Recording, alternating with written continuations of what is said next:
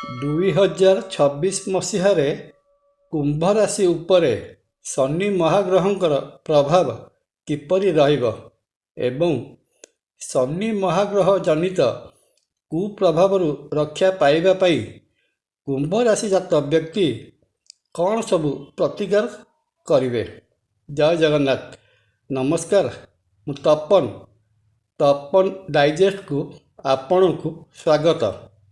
କୁମ୍ଭ ରାଶି ପାଇଁ ବର୍ତ୍ତମାନ ଶନି 7.5ର ଶେଷ ଚରଣ ଭୋଗ ହେଉଅଛି।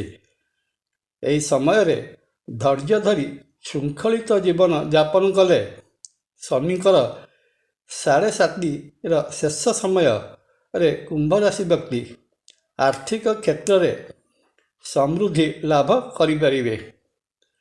କୁମ୍ଭ ରାଶିର ଦ୍ୱିତୀୟ ଧନସ୍ଥାନ ମୀନ ରାଶିରେ ଶନି 2026 ମସିହା ବର୍ଷ ସାରା ଅବସ୍ଥାନ କରିବେ। ଶନି ମହାଗ୍ରହଙ୍କର ପ୍ରଭାବରୁ କୁମ୍ଭ ରାଶିଜାତ ବ୍ୟକ୍ତି ପରିଶ୍ରମୀ ହେବା ସହିତ ଏହି ସମୟରେ ଧନ ସଞ୍ଚୟ କରି ରଖିବାକୁ ସମର୍ଥ ହେବେ। କିନ୍ତୁ ତା ସଙ୍ଗେ ସଙ୍ଗେ ଧନ ଖର୍ଚ୍ଚର ପରିମାଣ ମଧ୍ୟ ବୃଦ୍ଧି ପାଇବ। ନିଜର ବାଣୀ ଉପରେ ନିୟନ୍ତ୍ରଣ ରଖିବା ଜରୁରୀ, ନଚେତ୍ ସାମାନ୍ୟ ଭୁଲ କଥା ଆପଣଙ୍କୁ ବିପଦରେ ପକାଇପାରେ। କ୍ୟାରିୟର ଦୃଷ୍ଟିରୁ ଦେଖିଲେ ଜଣାଯାଏ ପରିଶ୍ରମର ଉଚିତ ମୂଲ୍ୟ ପାଇପାରିବେ।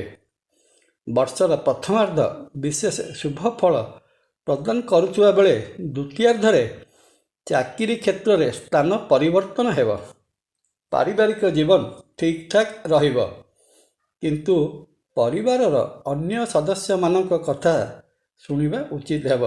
ଅଯଥା ଜିଦଖୋର ମନୋଭାବ ପରିହାର କରିବା ଦରକାର।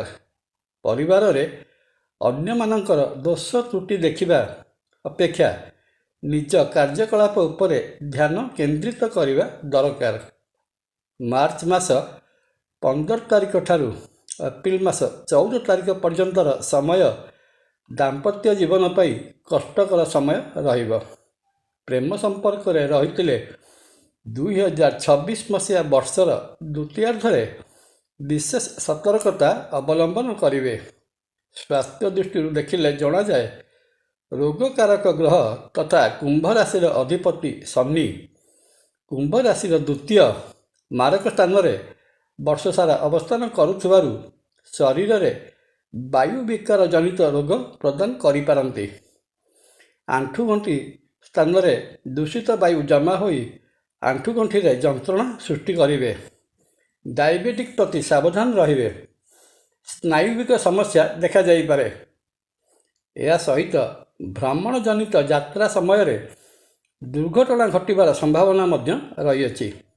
2026 ମସିହାରେ ଶନି ଜନିତ କୁପ୍ରଭାବରୁ ରକ୍ଷା ପାଇବା ନିମନ୍ତେ କୁମ୍ଭ ରାଶିଜାତ ବ୍ୟକ୍ତି ଶନିବାର ଦିନ ଅଶ୍ୱତ୍ଥ ବୃକ୍ଷ ମୂଳରେ ଜଳଦାନ କରନ୍ତୁ। ହନୁମାନ ଚାଳିସା ପାଠ କଲେ ବହୁତ ଗୁଡ଼ିଏ ସମସ୍ୟାର ନିବାରଣ ହୋଇଥାଏ।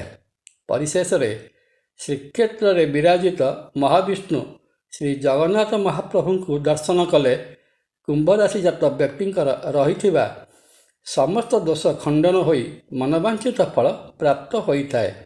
ଜୟ ଜଗନ୍ନାଥ।